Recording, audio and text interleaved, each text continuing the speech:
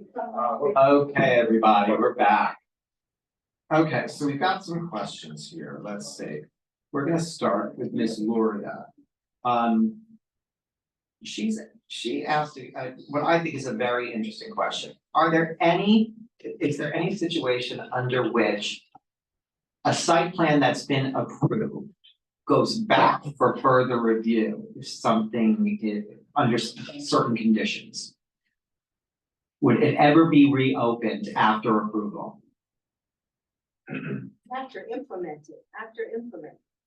Yeah.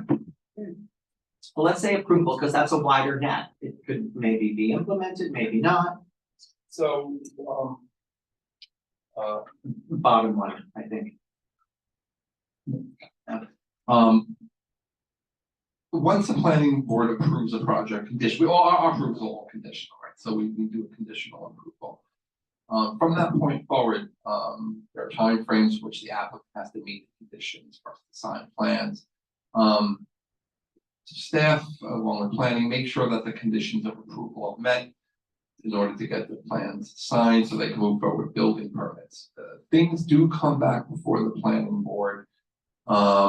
Sometimes it's driven by the applicant who might want to modify something that was approved. They want to do something different. It goes before the planning board.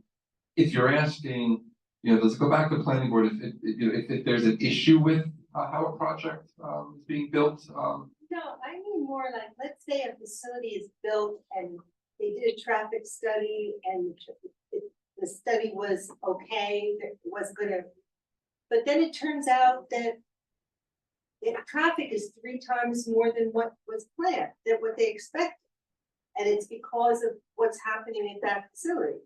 They're responsible for that. Is there a review to go back and say, whoops, we miscounted, we approved something shouldn't have been approved, or you're gonna have to make it good. So it sounds like the question would be, would there be any situation under which planning would re-review an already approved and implemented application if there were unintended negative consequences? Right, do you take a look at? Okay, we got the question. So I have seen projects for which a traffic study was done and for which it was written into the approval that after a year they would have to we would evaluate, see if the intersection works correctly, something like that. So I have seen where it has been built into an approval that we have to go back after a year to see that what we've designed or what was designed is working according to plan. By and large, on an average application, a medical office building, Right. We go through the process, we go through the environmental review process, and they get the approval. A lot of times, you'll find that sometimes parking is not great. In a lot of instances, we might get the amount of parking required. But it's a good legal question. In what instances, planning could have to resurrect something. I'm sure there are mechanisms. There are mechanisms. After an approval, I'm not sure, specifically. But what I will say, there are mechanisms under SECRA, okay, that if a SECRA determination is made, but new information comes in, that they could reevaluate under SECRA in a certain environmental impact or traffic impact. Normally, what happened in the course of the process. After the fact, if there were unintended consequences of a development by traffic, I don't exactly know. It's because there's a little bit of a legal component there that I'm not entirely sure about. But I'd be happy to look into it also. All right, I'm just curious. Okay. Just if I could just. Oh, go ahead. I'm sorry. Quick comment on that, because we talked earlier about industry standards and things like that.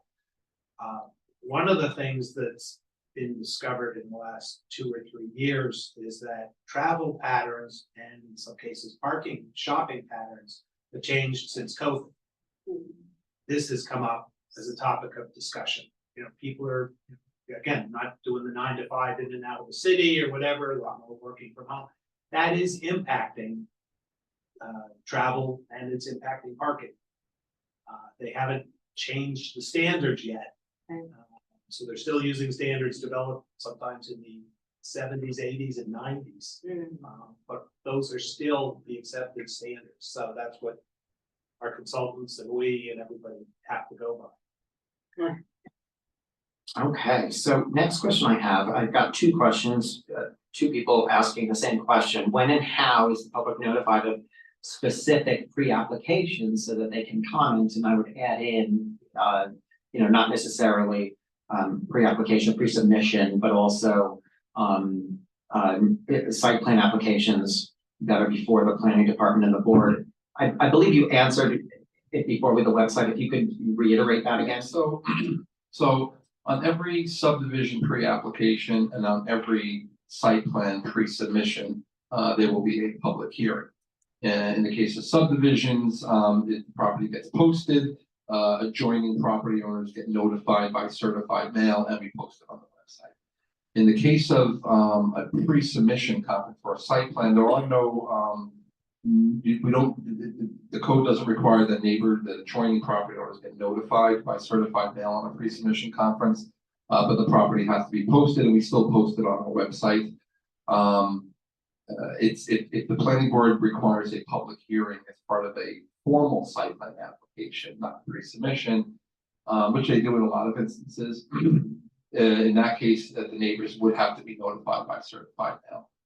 Those are basically how we do it. And I'll say once again, you can always reach me. Happy to help you. Okay. Next question we have is, how important, and I think this is for both of you, how important is feedback from the public to you in evaluating an application? Well, that would be first because decision making. It is important. As I said a little earlier, I read every email, look at everything sent to me. I pretty much believe that all the other planning board members do the same thing. We sit there for hours, sometimes at public hearings, listening to comments from the public. So, it is very important. Again, there are, limits to, or there are certain development rights that people are allowed, that are, you have to counterbalance the rights of people to develop their property with, issues that may arise. But certainly public input, is very important. If we don't hear from people, we don't know what they're thinking. Right, very often, even on the zoning board, we have applications where there is no public comment. These meetings are held on Zoom and also live, and very often on many applications, we have no one on Zoom and no one in the chamber to talk about them. And I forgot to mention Zoom. Thank you for mentioning. Yes. They're, broadcast live. And I also know, and we've dealt with it ourselves, that tension between the developmental rights of the landowner and the surrounding neighbors' rights with regard to privacy and screening and traffic on their street. It's sometimes it really pulls on you in the decision process, doesn't it, Tom? Yes. And it makes you have to really balance the different interests, and it's not a very easy call to make sometimes. Can I just ask a quick question? Do you notice that most of the people that are commenting are more negative comments? Because I find that a lot of people that are in favor of something don't necessarily speak up about it. They just accept it and don't get out of their comfort zone to contact you. I'm sure it's better if we do. If we're in favor of something, that we should contact you. Yes, I think that, is generally true. I think that may be true in life, Yes. But yeah, I do think when I think back to, many public hearings that we've had, generally, I'd say, concern or opposition is Much better. outweighs I think that's a great idea. I mean, you see more of the positive commentary when the landowner has gone to neighbors and rounded up support. And you see that is really the place where the positive commentary comes into play. And you'll get letters of support, you'll have people come on Zoom or into the chamber to say, oh yes, I think my neighbor should be able to do this or that with their property. But it's very few and far between. Okay, so next. I've got a bunch of questions asking about your job, Tom. Planning board members, what are their qualifications? Well, there's a few questions here. What are their qualifications? Education, experience, what are the criteria for appointment, if you know? You were appointed, you were not the appointer. The town board, selects the people to be appointed to the planning board. I don't know that I didn't have to fill out a formal application or anything unlike other positions, when you work for a job down the street. But I believe the town board evaluates people, they solicit. I know the current town board put out something a couple of months ago about, please let the town know if you're interested in working on a committee, working on a board, working, such and such. So they were looking for members of the community to step forward and say, I'm interested in, doing this, or I'm interested in doing that. And from that point on, then the town board, I'm sure, goes through some kind of an evaluation or discussion process of those individuals to, ultimately come to their decision. And, on our board, it's a nice mix of a lot of people. I talked about the experience I had. Gentleman sitting next to me, George Mutu, is a civil engineer who worked for the town and, now works for BOCES. Going on down the line, you have people that work in retail businesses. We have someone that works for New York State now. Don't forget the lawyers. Lives in Hampton Bay. That's right. So, we have a nice mix, so I don't think there's any one set of criteria to get in, but I'd say talk to your town board representatives about that. Okay, is the planning board a full-time job? No, we, as I said, we meet twice a month. I said we have the 2 o'clock meetings, and I failed to mention, we also have 6 o'clock public hearings. So our regular work sessions and sessions with Anthony and other people and applicants are at 2 o'clock, and then at 6 o'clock, we have the formal public hearings where the members of the public come and, speak about particular applications or, whatever might be going on at that time. It's, on paper, it's, 6 or 8 hours twice a month, but you have to read all the planning reports ahead of time. You have to do a lot of, background, research. I go visit, and other planning board members do. You go visit particular sites because you want to know you've seen them when somebody's coming in. Aerial maps are great and site plans are great, but going out and taking a look at the property and what's around it is also very helpful. So it's not full time, but it's more than just 10 hours or 12 hours a month, I think, on paper. And that leads us to, is it a paid job or is it a volunteer job? Yes, planning board members are paid $1,000 a month. The chairperson and vice chair, I think, make a little bit more, but I don't know how much. Yeah, that's the same on the zoning board. Yes, let's see. What else do we have? There's one more. Oh, and is there a time limit to your service? And that'll close out our questions on planning board positions. I believe the current regulation is 2 7-year terms. I believe that's what it is. Yes. It's been under discussion, but I think that's what it is currently. Okay, back to the planning process. Anthony, you talked about 62 days to approve. Are those calendar days or business days? Business days. Business days. Okay, great. Let's see. What percentage of projects get approved by the planning board and what percentage get denied? I don't have an answer. But what I can say, that's something we can very easily get, because we produce for the town board reports about what projects come in.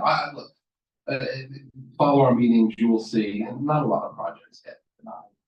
You know, and you know, because not everything is at such a high controversial thing. Most of the projects that we get are pretty straightforward.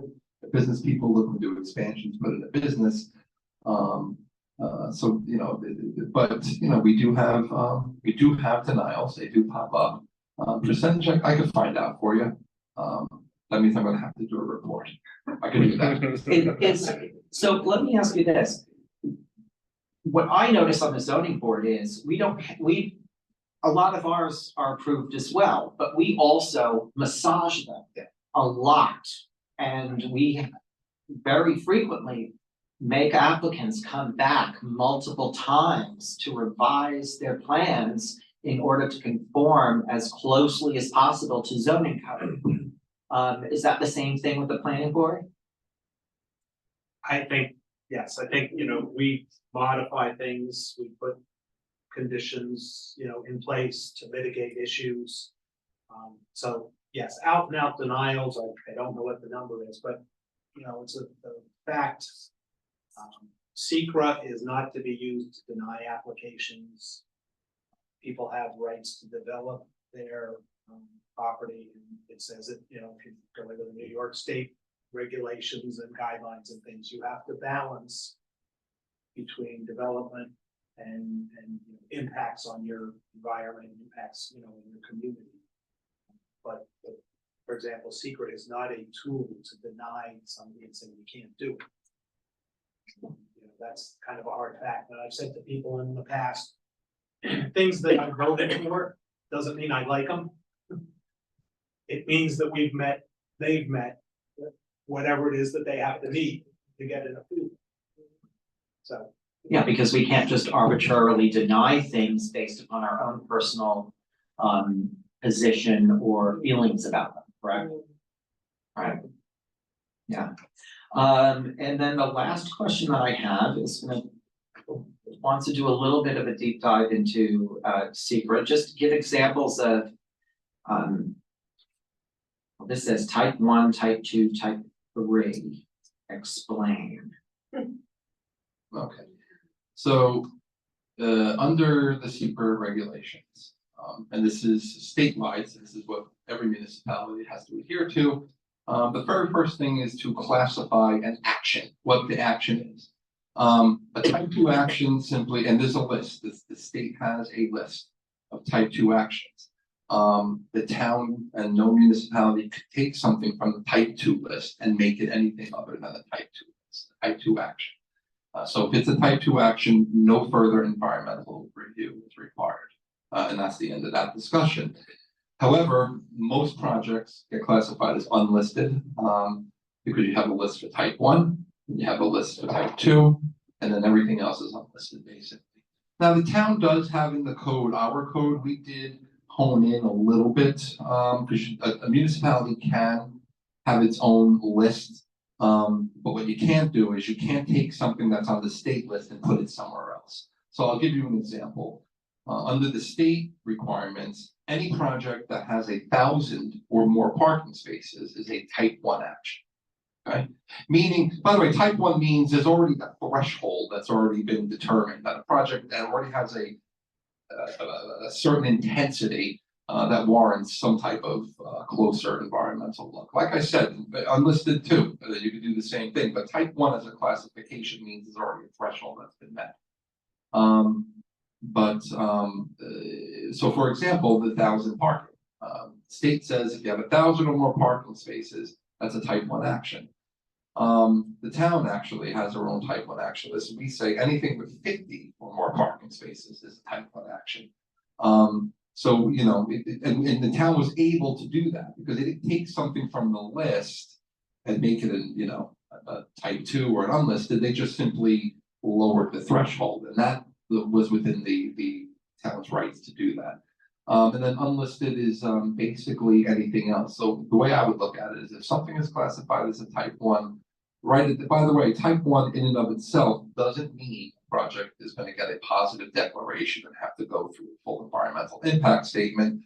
Because planning board still has to do the analysis as whether or not they meet that threshold. But the type 1 list basically says that these projects are already at some type of threshold that, you know, may warrant a very close, hard look at the environmental regulations. I know because I've had attorneys, when I've classified or recommended classified something as a type 1, tried to get in as an unlisted. They didn't like the specter, but type 1, because type 1 action, you know, indicates that it's already reached an intensity level that warrants a closer look. So that's basically it.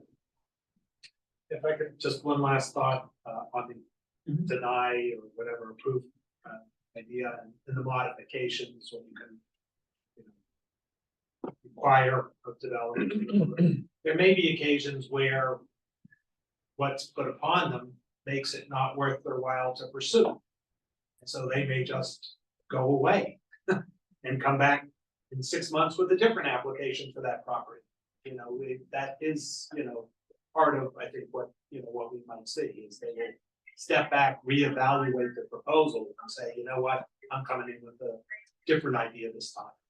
It's not worth it financially or, you know, whatever it might be to meet all of these requirements.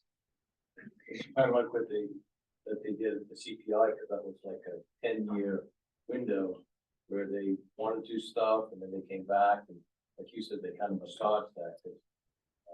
I know they were developing on their side now. That would be an example of that.